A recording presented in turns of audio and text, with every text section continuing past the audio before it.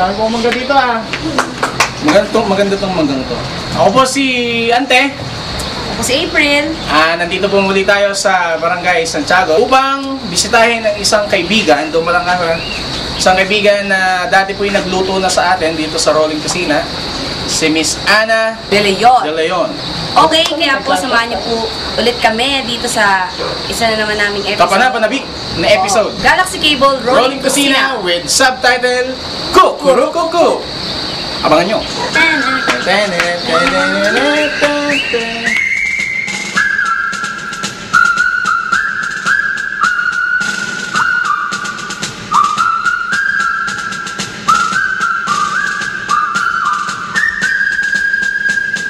Magluto, yan ang hilig namin. Mahilig din kaming kumain. Magluto, oy mga utol, sa linam ng kayo ay sisipon.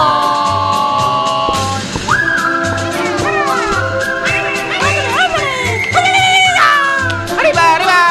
Ako, ako!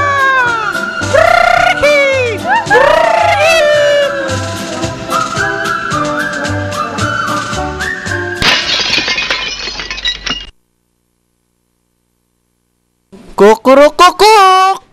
Ante! May nakabila! Hello. April! Oh. Atin ang pakilala ng ating bisita. Ano nga to? Indian mango. Bombay mango. Bungay. Okay. Muli po, atin pong ipapakilala na si Miss Ana De Leon. Palakpakan! Mga maid! Palakpakan! Ana, pasok ka na dito. Ano tayo? Oh, well. Tita Ana, ano kang ating mga lulutuin ngayong araw na to? Ngayong araw na to? Bali naghanda, pakinig ko, naghanda kayo ng 3 recipes para sa ating mga audience. At ano yun? Yun yung Chinese asado. Chinese asado, Tapos yung orange chicken. orange chicken, At yung dessert natin, dessert, leche flan. leche! Sa ating first recipe, Tana, ano yun? Ano nga pala ulit yun? Chinese pork asado. Chinese pork asado. Ano po ang ating mga gagamitin? Number 1 yung pork, syempre. Pero dapat buo yung hiwa niya, ganyan. Ito, part ko ng tenderloin. Tenderloin. Sa Bali, ang Tagalog, tenderloin is Lomo. lomo. Medyo para po sa ibabatid ng ating mga audience, ano yung lomo? Ano yung part ng baboy na yun? Yun yung part dito sa loob, tenderloin siya. Top? Pinakamalambot. Ano? Okay.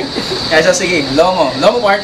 Tapos, garlic, sugar, at saka yung star. Ang ganda, oh. Star anise. Pwede yung Anis? sisig. Star anise. Bali, ito yung for aroma and Spices. tapos ito pong sugar is necessarily dapat ay brown. Brown, para mas maano yung tamis niya. Okay. Tapos, pepper. Pepper. Madali lang, and soy sauce. Tsaka cooking oil. Cooking oil. Okay. So, Tita Ana, bali ito ko po ay sadyang for ulam type ng recipe o sadyang... Maganda lang itong panghanda kasi yan lang yung ano niya ingredients niya. Okay. Bao nga, no? Madali lang siyang gawin. Tapos pag sadyang pang maramihan, i-multiply lang siguro. Halimbawa, isang multiply kilo, mo lang. multiply mo lang. Pwede rin naman na pigi. Basta yung mga part na malaman. Opo. Malaman siya. Ito lang ginamit natin yun kasi mas malambot siya. Okay. Madaling maluto. April, tulungan natin si Tita Ana sa pag-start. Atin pong lulutuin ngayon ang... Chinese asado. Chinese asado. Okay, let's start! Sorry ako. It's cooking time! Ana? Ang ating taga-boy? Ang ating atawagan natin? Kaysa niya? Ganda. Okay, anong first step, Tita Ana? Lagyan natin ng oil. Ayo. Bali, wala namang kayong nire-recommend. Pero syempre, doon sa mga health conscious, ang kailangan ng mga Canola oil. canola, Yan, vegetable oil. vegetable. Ay, hindi medyo condensed. Okay.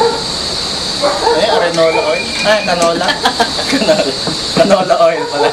So, pag mainit na yung mantika, lalagay natin yung Garlic. Pero tita Ana, yan namang sa garlic. Kung tutusin, kung lumapis man yan, walang problema, no? Mas maganda nga, mas marami. Mas marami. Bukod sa pampalasa, Kasi ito lang naman ang ano dito, garlic tsaka yung tatlo na to. brown sugar. Sugar. Sugar. Ito, aantayin natin siyang mag-caramelize. Para ang iyong, ang balanse ng iyong presyon is good. Tapos hindi ka lalapitan ng sakit. Tapos hindi ka rin lalapitan ng mga aswanga, mga tikbalang kahit ayon sa mga paniniwalang matanda. Tapos hindi ka rin lalapitan ng tao dahil kung hindi ka nag-toothbrush. May ka. May bawang. Okay, balik na tayo dun sa pagka-caramelize naman.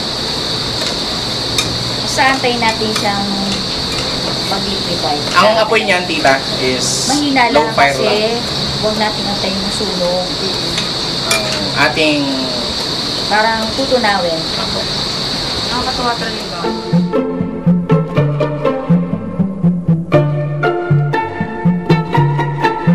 So, pag ganyan na siya, ilalagay na natin. yan, pag natunaw na, Ilalagay na natin. So, parang ipang-fry na siya. Ay, ganun pala yun. Sear. Sear. shearing ang tawag dyan. What's the difference between shearing and frying itself? Frying. Pag searing kasi, parang iaano mo lang yung bawat side. Ba-brown mo lang. Pag frying, pinipito mo na siya talaga. Lahat. Mula loob hanggang... Posible rin to sa mga chicken tsaka beef. Para sa mga hindi kumakain ng baboy. Tapos lalagay na natin yung soy sauce. Oh. Holy. Bali, kita hindi totally lutong-luto, no? Gilid lang.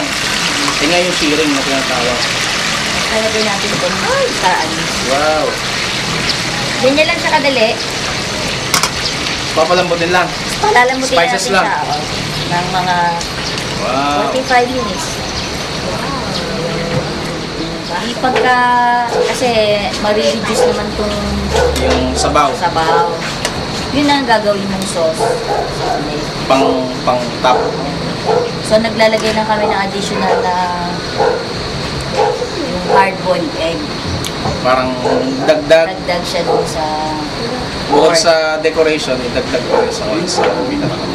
Pag nag-hard-boiled egg, ilubog mo na rin siya dito sa pakulo para pumulay yung labas Yung niya. Tita, ganyan na yan. Hindi ba siya masusunog? Hindi na siya masusunog kasi pag pinakpan natin siya, yung natural juice ng pork lalabas pa yon. So, parang magtutulig pa siya. So, kahit iwanan mo na siya dyan, mamaya makikita mo marami pa siyang sabaw. Wow.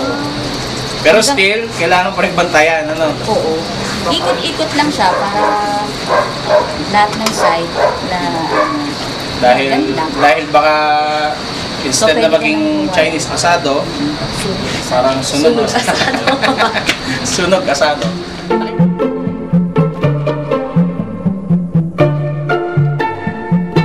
In low fire, lulutuin itong ating Chinese asado at dahil nga sa magic ng movie and camera, ito na po ang ating finished product. Wow! Ito po ang Chinese asado ni Tita Ana